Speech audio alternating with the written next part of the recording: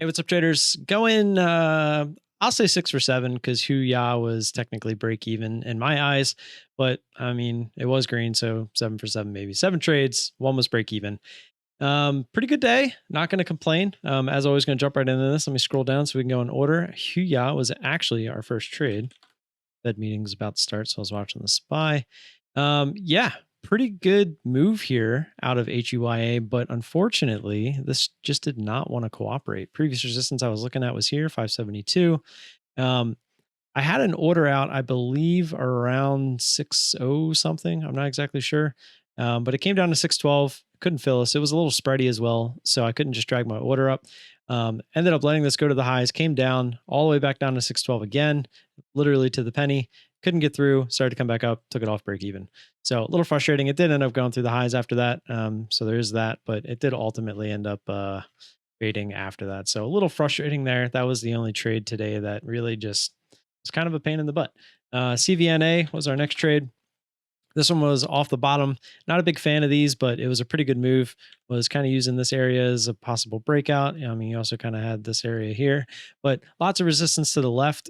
I saw this one at first, and then you had this line marked from high of day yesterday, and then the pre-market high from yesterday as well. So as this was coming up, had a feeling that since it made such a decent move that we were going to get rejected probably around 11.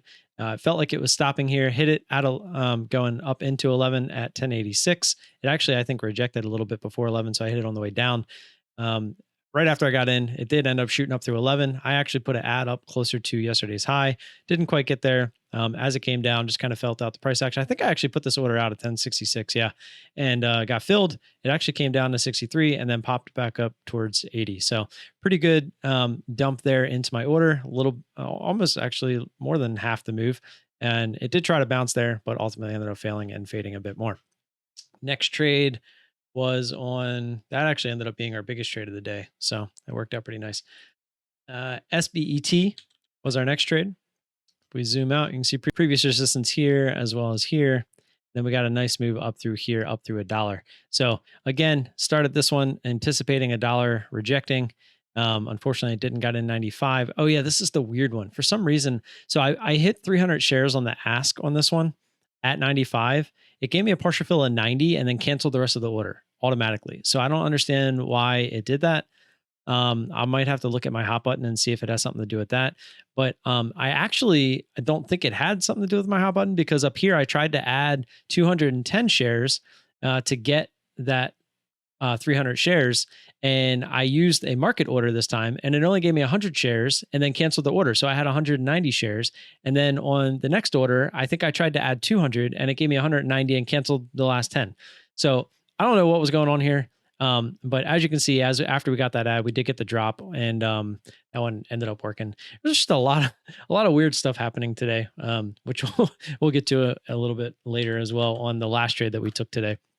RPD, this one was kind of a higher priced one, so it came out of volume kind of out of nowhere on not a lot of volume, halted.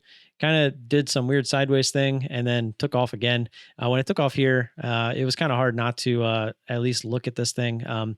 50, there was some resistance coming up on the daily, and I was just interested in the whole number of 50 trying to hold it down. So pretty huge move. It ended up trying to go up through 50, ended up almost top ticking this thing. 51.16 is where it went. We got it in 50.82. Started it real small. We literally took 10 shares. I was not about to get into one of those crazy ones that go to like 100 and have a lot of shares. So ended up working out, made a decent little amount. I think that was maybe our second. No, wasn't, but pretty decent trade for what it was, especially for starting so small. Next trade was DOMO. This one was another very annoying one because I remember dragging the order up on this one. As you can see, previous resistance down here, 1630, all the other resistance areas below that. Made a nice move through there, up through 1650, up through 17, and it gets to 1709. We start this at 1705, and I have my order at 1677. Which is about where it's at right now. It comes down. I'm on the bid at 1677 for like 3, 4, maybe 5 seconds. And the ask finally kind of came down to like 82. I dragged my order up, and literally as I let go, that thing skipped all the way up to like 95. I think let me see. I got filled at, 95. So let me see. I'll probably tell you. Yeah. So it was 50 at 94 and 50 at 95 is what it split the 100 into. So I ended up giving, I was trying to get 77, couldn't get filled on the bid, tried to drag to 82, which was 5 cents there, but then it went a whole nother 13 cents.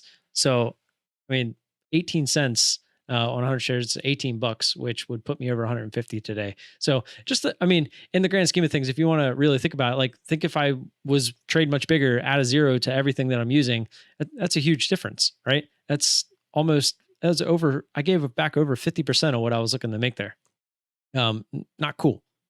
So thankfully, I'm still trading the smaller size and it's not that big of a deal, but yeah, it ended up being fine. I mean, obviously if I would have just held, would have worked out, would have finally got the fill, but that's not how I trade. And just, that was an annoying one. I remember being pretty annoyed at that one. Next trade was on GSUN. This one is the one that got hairy. I remember this one. So scroll out a little bit. You can see all previous resistance areas down there. The most recent one was 180 area. And it didn't really make that great of a move. It was moving. The volume started to increase. And that's kind of what caught my eye. I was like, oh, we probably reject two. And this is my fault for assuming there was no big candles here. It was just me trying to add to the day. And it ends up making a pretty big move. But I was expecting two to reject, come down, retest 180 as the previous resistance, and then do whatever it wants to after that. If it wanted to go back up, sure. If it wanted to continue down, whatever. But it decided to go. And right around here on this ad is when I'm informed by a fellow ISW trader that there was buying power issues on this one. So I knew I had relatively started this small. I only took 200 shares on something, I was only looking to make 30, 40 bucks on this. With a full move down. I was at least expecting a retest of 190s. So worst case, I was going to make like 20 bucks on it. But it's not what happened. So I knew that I'd probably have some room. I didn't go check how many shares I could have had, but it ended up being exactly what I ended up taking. So we ended up doing a 1, 1, and then I ended up doing another 1 because I didn't want to run out of buying power. So we had 600 here. Well, it tried to move down, didn't. Our average was somewhere around like 204, 205 or something like that. And then it makes this move up. And I try to hammer it for 600 because we had 600. So it would have brought our average up to hopefully like, I don't know, 225 or whatever, which my average must have been a little bit higher because I think our average did end up around there anyway. But I end up not being able to get filled. So I quickly lower my shares to 200 again. I add 200. It actually went up a little bit more to 247. I hit it again when it was at 247. The bid was 246, and I get filled there for another 200. And I went and did the math, and I maybe would have been able to get like another 50 to 100 shares max. So it wouldn't fill me at 600, but doing the math, I might have been able to get another 50 or 100. But it ended up bringing our average up just enough. So we ended up with 1,000 shares on this one. And when it came down, we took 800 off at 222. Yeah. So my average was 224 because I remember we got 2 cents on that. And I was just looking to kind of get out because not only were we out of buying power, but we were also out of shares as well. So it was just an all around kind of a crazy one. And so got out took another 100 here when it looked like it was trying to move back up. And then it finally faded, took 50 off here down here, looking for it to fade all the way back down to 180. But then it started to move back up. And as you can see, it's kind of been going sideways since. So ended up being an okay trade. Got way too big on that one. And honestly, I remember the halt price was at like 262. We were in 1,000 shares at 224. If it went into the halt, I was going to have to cut that because I wasn't about to let something go into the halt where I can't add, whether I wanted to or not. Even if we had shares, I wouldn't have been able to add because it was out of buying power. So I would have been a sitting duck at that point. Would have had to cut it for the $400 loss or so, and I've been done with it. But right after I got this ad up here, 246, the thing pretty much just shot right down. And right at my order is where it started to kind of bounce. So thankfully we got that fill, kind of take the stress off and kind of eased out of it from there. And then I believe our next trade was FLGC. Yeah, this was our last trade, which was another crazy one. Pretty big move out of this one. I didn't fault myself for playing this one. But again, assuming a possible 50 area, just holding it down, wanted to get in as close as I could. So put an order on the ask at 49, got filled, looking for it to hopefully come down and retest that 37 area, just looking to make like 20 bucks in the afternoon, just kind of chilling. And, it wanted to go up through 50. I had an order out at 54. I put it out there before it even went through 50. It went through 50, went all the way up to 55, printed a bunch of times at 55, and it didn't fill me at 54. So I'm a little confused. My order was just sitting there, never got filled. Of course, right after that, it comes all the way back down to 49. Would have clearly taken some off, if not all of it. I don't know. But pretty frustrated because now I'm still in this. It couldn't even get down below my average. So it literally bounced off my average. Didn't quite get there. Missed it by 0.04 of a penny. And so, yeah, I let this thing go back through the highs. I let it make a high and felt like when it was jiggling. So on the way up, this thing was being pumped by an algo of some sort. It might not have been an algo, but it looked like an algo. It would literally get to a whole penny, like 55, and it would lock in to the price on the bid. Like 55 was just locked in, and the ask was literally 55.01, and it would just sit there for like 5 seconds. And it was almost like it was just locked, like the price was locked. It wasn't actually locked, but there was something just flooding the bid with so many shares that it was just locked in. And the ask was, I guess, coming down, and it got down to as far as it could. And it was just soaking and soaking and soaking. And then it popped up to like 57, and it did the same thing. It just locked in. It was almost like there was something that just had so many shares that it was literally pushing the ticker up.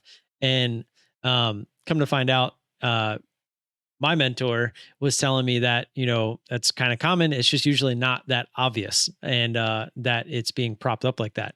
And they actually did it again at 59. And this time, I don't know if they just let go of it or what, but this time it actually ended up kind of closing out. And I don't know if that was like maybe a short trying to get out, and they were just holding the bid and trying not to push the price up too high. And then finally they just got out of all their shares and then it dumped, or or if it was just a buyer that started pumping this thing from down here and was just trying to get this thing moving. And that's just when they realized that maybe they were running out of buying power themselves, or, whatever it may be. But it was very odd. I've never experienced that before. I wish I was recording so I had it, but I don't. And yeah, it's something that I definitely now know moving forward is possible. And like I said, apparently it happens all the time. I just never seen it so obvious on the bid and just on the prints like that, I should say. So that's all I got. A pretty long-winded day. Lots of trades, $137, pretty solid day. Would obviously like to start knocking these days out more and more. So hopefully we can continue to get the trades that we are and keep knocking them out. And yeah, appreciate all the support you guys have been giving me. We're about to hit 9,000 subscribers. That's awesome. And yeah, I will, if you need anything, questions, comments, concerns, you can leave that in the comment section below. You can find me in Discord, on Twitter. Those links are in the description. And I'll see you tomorrow. Peace.